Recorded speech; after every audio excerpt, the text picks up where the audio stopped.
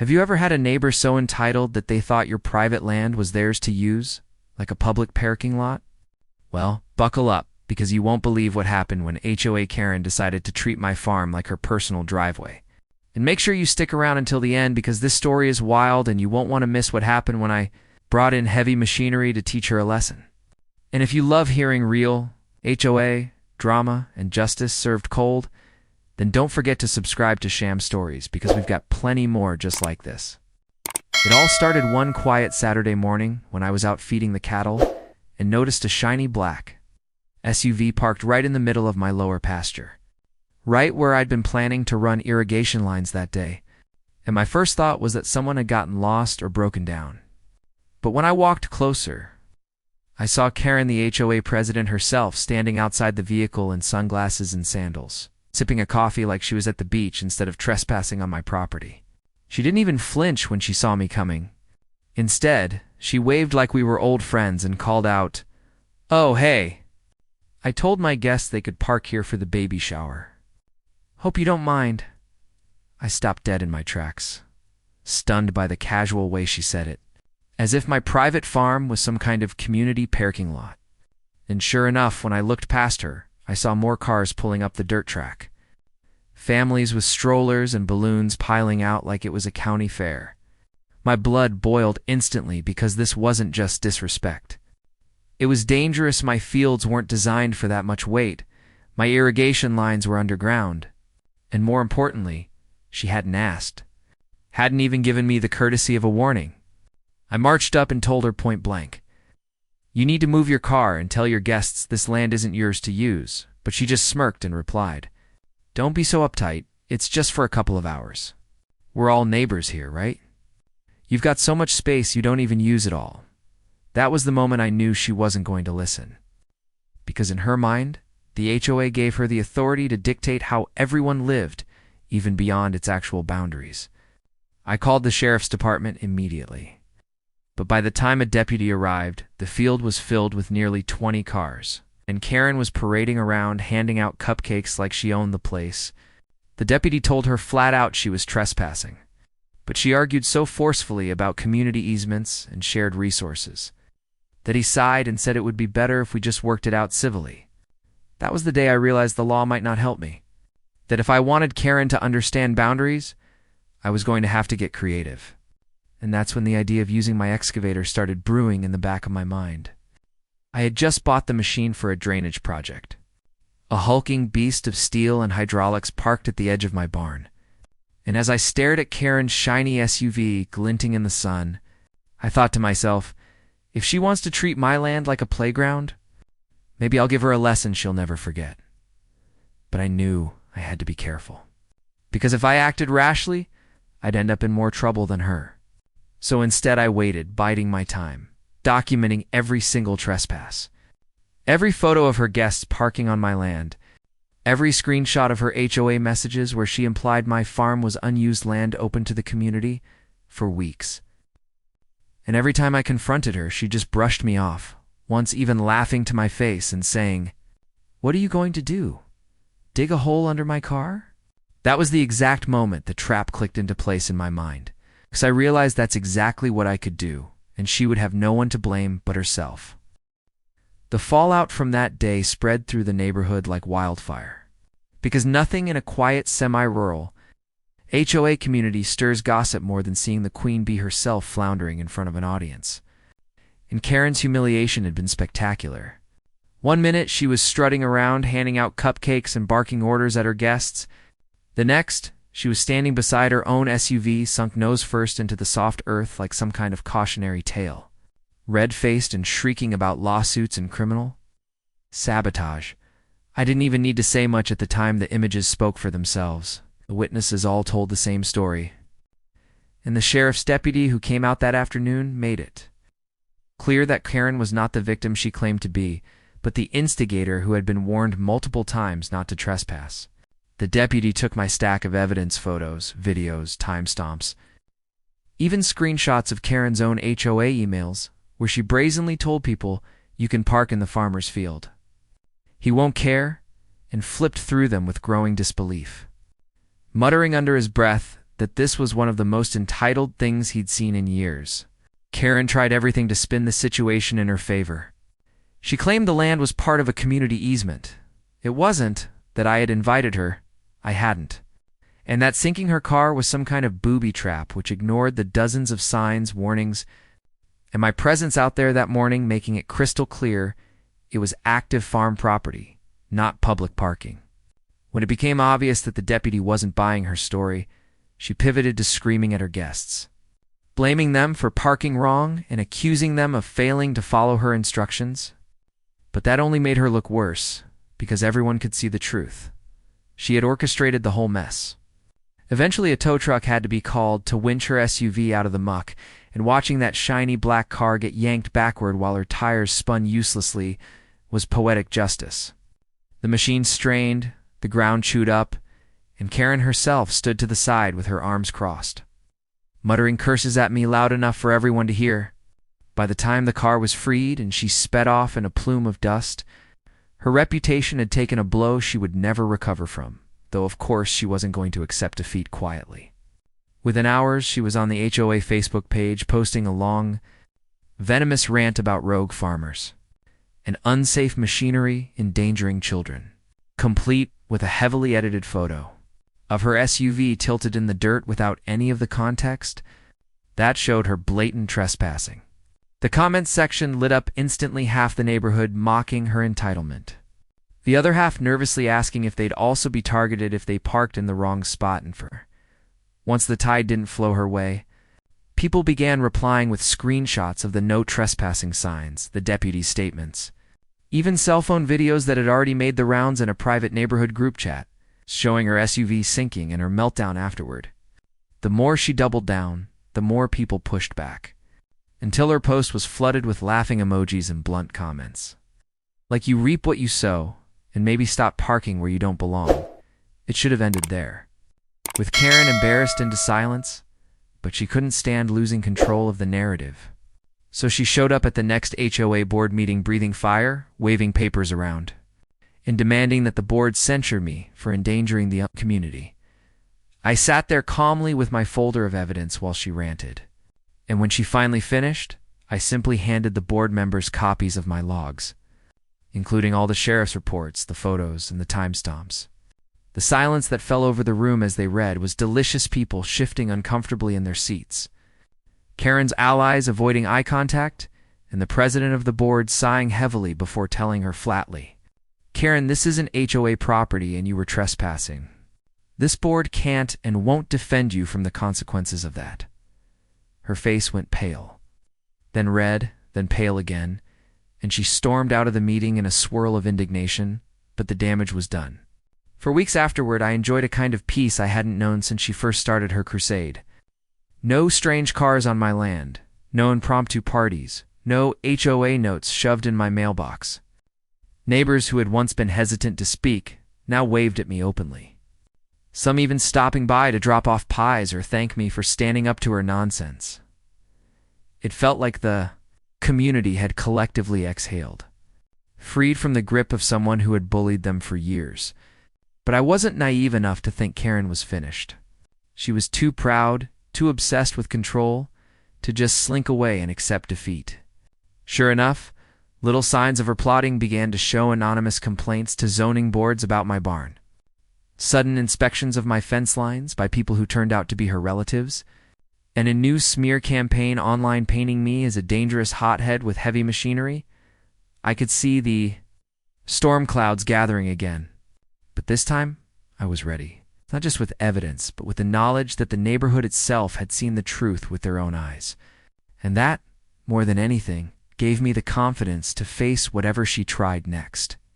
Because once the mask of invincibility had been torn off Karen, people stopped treating her like the queen of the HOA and started seeing her for what she really was: a bully who had finally met her match. In the weeks after that tense showdown, life on the farm finally began to feel normal again. Though normal came with the awareness that Karen was still somewhere in the background, simmering with resentment, and I knew better than to assume her silence meant surrender. She had a history of retreating just long enough to regroup, and sure enough, small ripples began appearing, anonymous, Letters left in mailboxes, warning of dangerous farmers with excavators whisper, campaigns at HOA events that tried to frame me as unstable, and the sudden appearance of HOA safety committees that seemed designed solely to poke at my property lines, though each attempt sputtered as neighbors, weary of her antics, refused to play along. The most striking shift was that people were no longer afraid to speak up against her, because the incident with the cars and the deputy had stripped her of the aura of authority she once commanded. Now when she tried to dominate a conversation, people exchanged knowing glances, muttered, or outright walked away, leaving her sputtering in frustration. For me, the best defense remained transparency. So I kept sharing my documentation with the HOA board, kept my property meticulously signed and maintained, and invited neighbors to see the farm in operation so that myths couldn't take root. Ironically, the same excavator she had tried to frame as a weapon became a symbol of my work ethic and practicality. People asked to borrow it. Kids wanted to climb up and see it. And more than one neighbor told me, honestly, I feel safer knowing you've got the equipment to handle emergencies. Karen must have hated every second of that shift. Because she tried once more to stage a dramatic gesture to reassert control, she organized what she billed as a safety march through the community, plastering flyers about protecting families from reckless farming practices. But when the day came, fewer than a dozen people showed up, most of them relatives, and as they marched past my fence chanting half-hearted slogans, more neighbors stood on their porches, shaking their heads and even laughing quietly at the absurdity of it. That failure seemed to break something in her, because instead of doubling down as she usually did, Karen began to lash out unpredictably, snapping at people in the grocery store, cutting off cars in traffic, sending rambling emails to the HOA board filled with conspiracy theories about me owning the sheriff's department or bribing county inspectors. The board finally had enough and formally censured her, a bureaucratic step that stripped her of voting privileges for a year, and that was when the tide fully turned. The Karen who had once been untouchable was now the Karen people whispered about in pity, her reputation shredded by her own excesses. For me, it was a lesson in endurance. I hadn't sought a fight, but I hadn't let myself be bullied into silence either, and now the land was safer than it had been in years. But the relief was tempered by the recognition that things could have gone differently at every step. Had I lost my temper? Had I taken an action that risked injury? Had I fought fire with fire instead of documentation and patience? The story could have ended with me as the villain instead of the man who finally stood firm against the HOA tyrant. When I walked the fence lines now, it was with a different sense of ownership, not just of the soil and the crops, but of the principle that no one, not even the loudest bully, gets to trample over the rights of someone who works and protects what's theirs. Karen still lurked, of course. I'd catch her SUV idling at the end of the road sometimes, or hear from neighbors that she was complaining bitterly in private about how the whole neighborhood had turned on her. But she was diminished. Less of a threat and more of a warning proof that arrogance, when unchecked, eventually destroys itself. And though I knew she might try one last desperate stunt, I felt a calm strength I hadn't had before, because now the community itself had seen the truth with their own eyes, and they weren't going to let her rewrite reality anymore. After that first brazen invasion, I didn't act on impulse. I learned quickly that rage makes for bad decisions and legal trouble. So instead, I turned my anger into strategy, documenting everything with a cold, methodical patience that would make the case for me if I ever needed it. Dates, times, photos of tire tracks through my fields, footage of cars parked near irrigation markers, screenshots of Karen's messages inviting people onto my property, and written statements from neighbors who had witnessed the cavalcade of strangers tramping across my pasture. I took the deputy's lukewarm words as a warning rather than a defeat. He had been professional, but the thin line between a civil dispute and criminal trespass was often blurred unless you had irrefutable proof. And I intended to collect as much of that proof as humanly possible. While I built up an archive of evidence, I also quietly prepared the farm for the day I would have to make a choice: either continue to absorb damage and disrespect, or create a consequence that would stop the behavior without causing anyone harm. I wanted something that would expose the entitlement rather than escalate into an ugly, dangerous confrontation. The idea simmered in the back of my mind like a slow-burning coal until it became clear that I could design a non-violent but unmistakable lesson one that would leave her car unusable for a while. Humiliate the spectacle of her parking on my land. And most importantly, ensure no one was hurt. I knew the excavator was a dangerous machine and that I had to avoid anything that might risk bodily harm, so the plan was never about violence. It was about using my equipment to reclaim my property in a way that was visible, reversible, and legally defensible. For weeks, I watched patterned Saturday baby showers, Sunday barbecues, HOA bake sales that all began with Karen's casual declarations that my fields were available and ended with cars dotting the pasture like mushrooms after rain. I timed my day-to-day so I could be there when she arrived. Sometimes I'd be out moving cattle or fixing a fence post. Other times I'd deliberately be in plain view, a silent presence that dissuaded a few renters and delivery drivers, but never stopped the whole parade. The more she treated my land as a public convenience, the more the idea of creating a visible, non-lethal consequence hardened, until I could imagine how a well-placed action one that made her think twice about ever treating private property like a public amenity would reverberate through the neighborhood and change behavior for good. I also talked quietly to a handful of neighbors who had long been tired of her theatrics, people who had been pulled, resigned as she parked across their sight lines and cornered them into awkward smiles. They leaned in when I laid out the problem, not the trap itself, and admitted they'd be willing to corroborate my logs and signed statements. Their support gave me more than validation. It gave me the moral backing I needed to know I wasn't acting in isolation. I spent afternoons running checks on property markers and easements, making sure every action I took would be defensible if things went sideways. And I consulted a local attorney. Nothing formal, just a what-if conversation, who advised me on the legal boundaries and recommended I keep everything focused on deterrence and evidence rather than entrapment or harm. That advice shaped the plan. It had to be something that would render Karen's vehicle temporarily inoperable in a way that anyone watching would clearly see as the consequence of her repeated and willful trespass, not the result of a secret ambush. The excavator was parked near the barn. It's bucket-coated in old mud. It's an imposing but silent machine that I'd bought for legitimate drainage and fence line work. I treated it with respect. Remembering the training I'd taken when I first started farming heavy equipment, I'd point it toward another person. Never use it recklessly, always keep a safe perimeter, but I also realized its presence alone could be a statement. A visible reminder that the land was tended and defended. As the next weekend approached and Karen began circulating invitations for a community garden party that she implied would use the lower pasture for parking, I put my plan into motion. I didn't bait her with anonymous flyers or lies.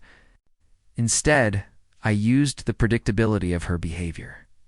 I made sure the excavator was visible from the main dirt track 1 block over, parked deliberately with its arm lowered and a temporary caution chain draped across the site like a contractor's marker.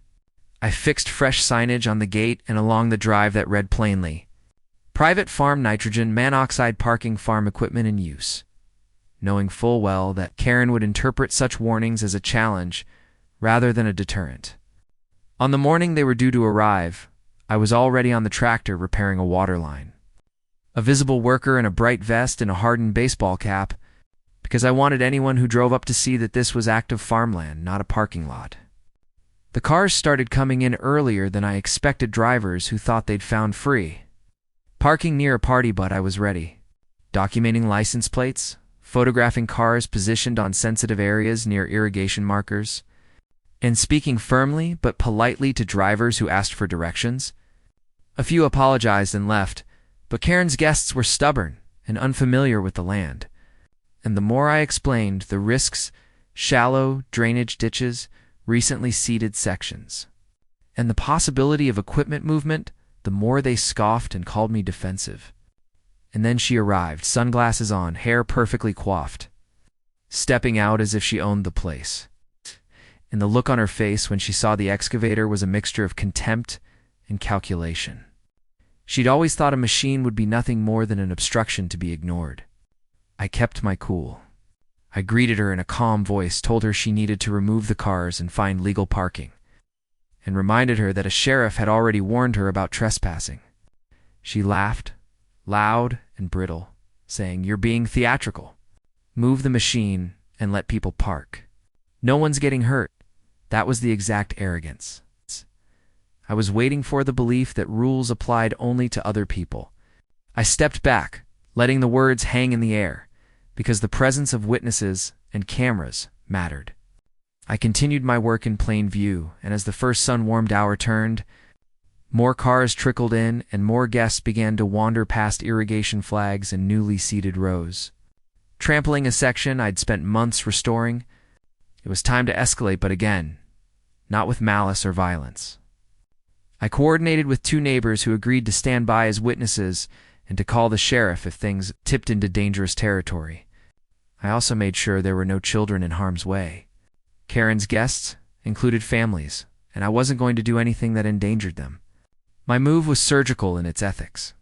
I used the excavator to create a visible, non-lethal consequence that would illustrate the cost of trespass. Without going into technical mechanics here, because this isn't a how-to, and because I refuse to provide instructions for destructive act, I will say this. I used the machine to displace a shallow patch of soft earth in a contained area near where her SUV was parked. A deliberate and reversible action that made the ground visibly unstable and unsuitable for parking without causing structural collapse or bodily harm. The moment her car rolled forward slightly and the front tires settled into the softened ground, it was obvious to everyone watching, neighbors, guests, and the few passers-by, that this was not an accident, but a direct consequence of parking where one had no right. The front end sank enough that her vehicle wouldn't budge under its own power, though no one was hurt. Airbags remained untouched. Passengers were out of the car, and kids were escorted to safety by polite volunteers. The crowd's reaction was instantaneous. Gasps, whispers, and then a swell of murmurs about entitlement and consequence. Karen's face went through the stages of disbelief, anger, and then a raw, rattled fury as she realized she had misjudged the cost of treating private farmland like a parking lot. In the minutes and hours that followed, I stayed visible, documenting everything, assisting where needed to ensure safety, and refusing to be baited into a physical confrontation. I called the sheriff's department and handed over the photos, the sequence of events, and the witness statements, because I wanted the record to show that this was the predictable result of persistent trespass and repeated warnings, not a malicious ambush. As word spread through the neighborhood, reactions polarized. Some condemned the move as extreme, others cheered it as the only language Karen understood. But most people agreed on one thing. The spectacle had made a point that polite words and passive warnings had failed to convey. And for the first time, there was a tangible consequence for entitlement on my land. By the time I reached the point of setting something that would truly stop Karen, months of harassment had worn me down in ways I hadn't expected. There were nights I lay awake replaying every insult, every trespass, every anonymous complaint, and mornings when I walked the lines of my fields looking for fresh tire marks, with a mix of dread and stubborn resolves. So when the idea finally hardened into a plan, it wasn't born of fury alone, but of exhaustion and the simple human need to protect what my family and I had built. I wanted a consequence that was unmistakable, public, and reversible. Something that made it clear to anyone who thought my land was a courtesy parking lot that there were limits, and that repeated disrespect would no longer be tolerated. And because I knew how Karen operated, always performative, always wanting a crowd eye, crafted the response to be just as visible and indifferent to her theatrics as she'd been to my rights. I didn't act in secret or in malice.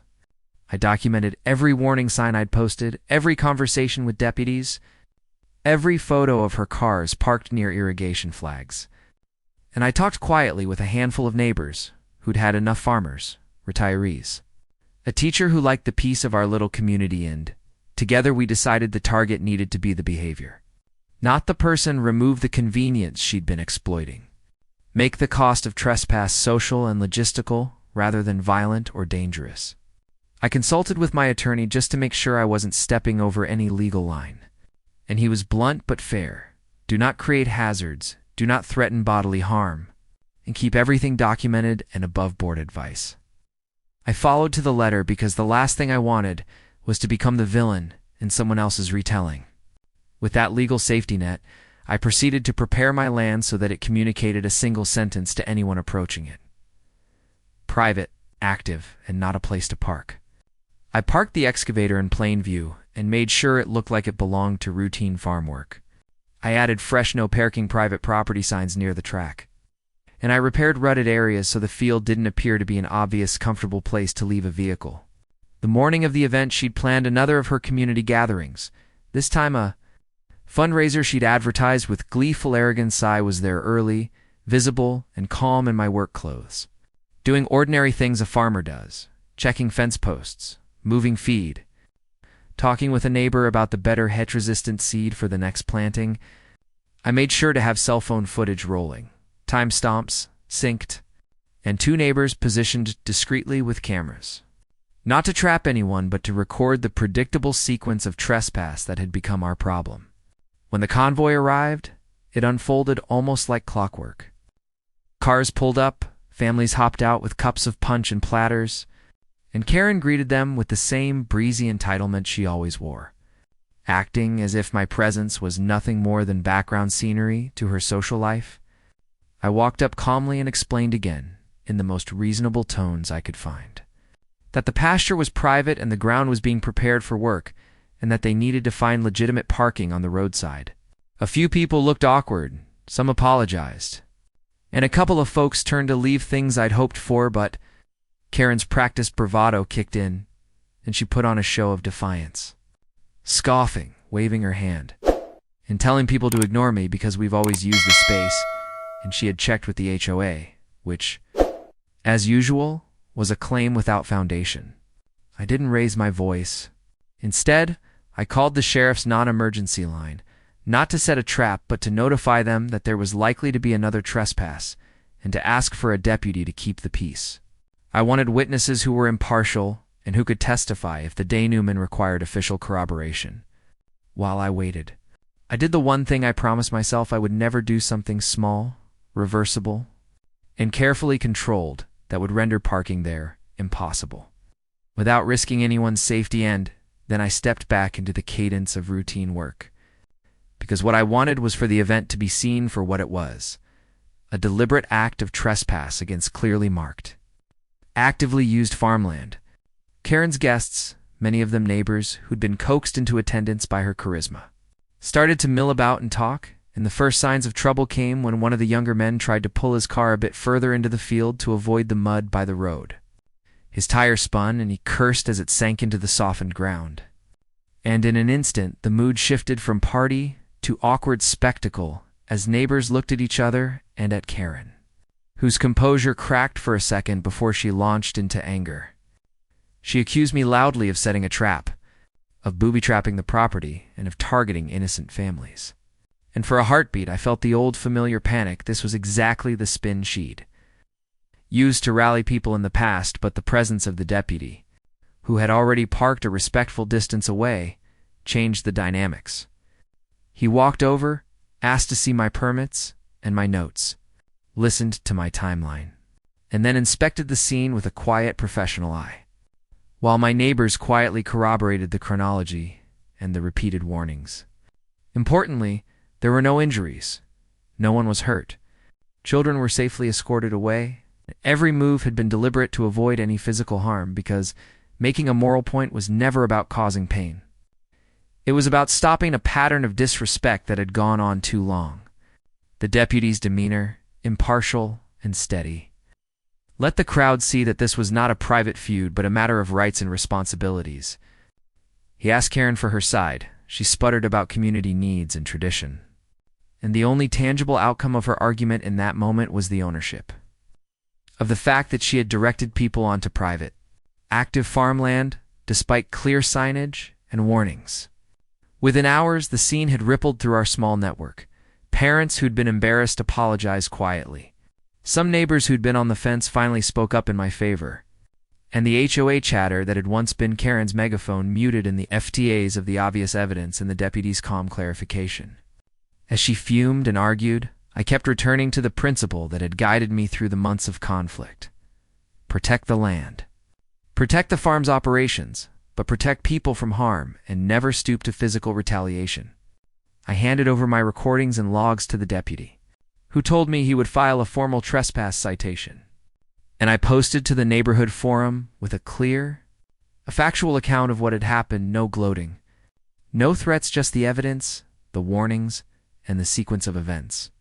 Because transparency was the best antidote to her tendency to rewrite reality in her favor. The aftermath was messy in ways I didn't relish. There were angry posts from her allies, snide comments in the market group, and an attempt by Karen to sue for defamation that fizzled when her attorney realized how tight my documentation was, but it also brought a cleansing clarity to the community. People were no longer gaslit by her charisma, and the deputies, the HOA, and my neighbors had all seen the pattern with their own eyes.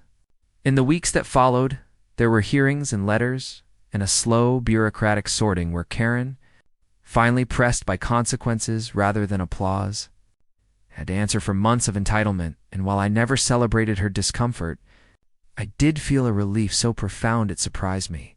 The land was respected again. Children could play near the fence without me fretting over cars careening across sprouts, and the farm's work could proceed in peace.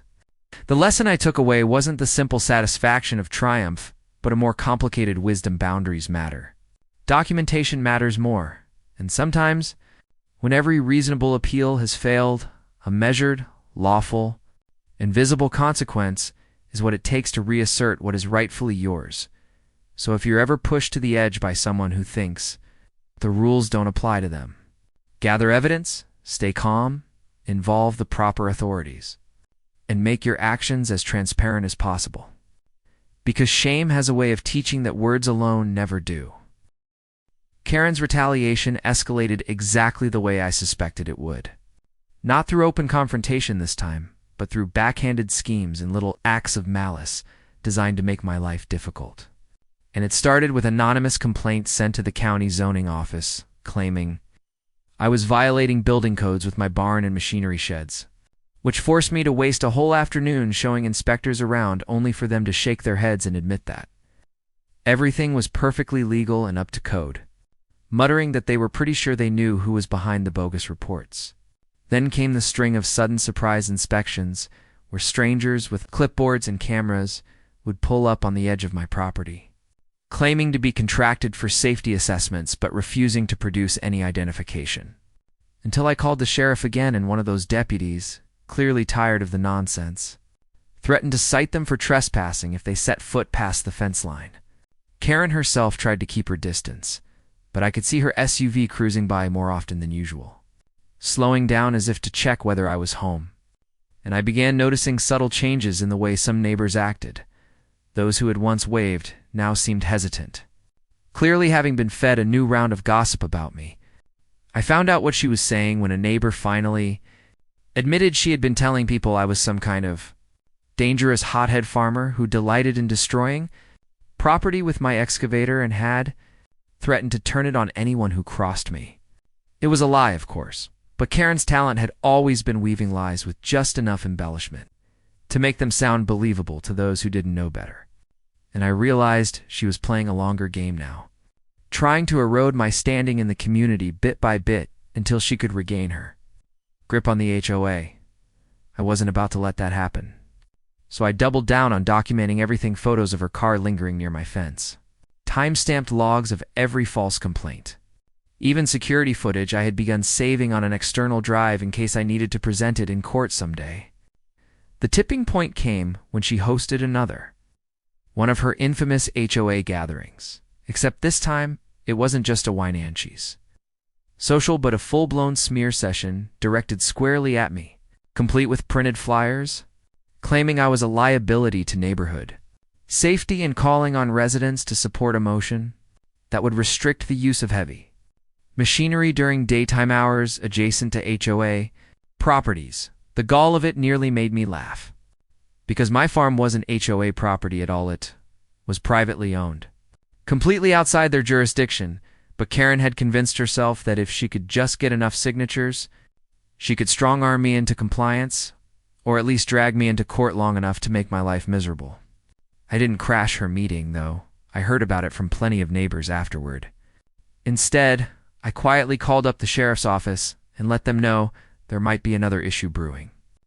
Then sat back and waited, because I had something she didn't know about, one of her supposed allies.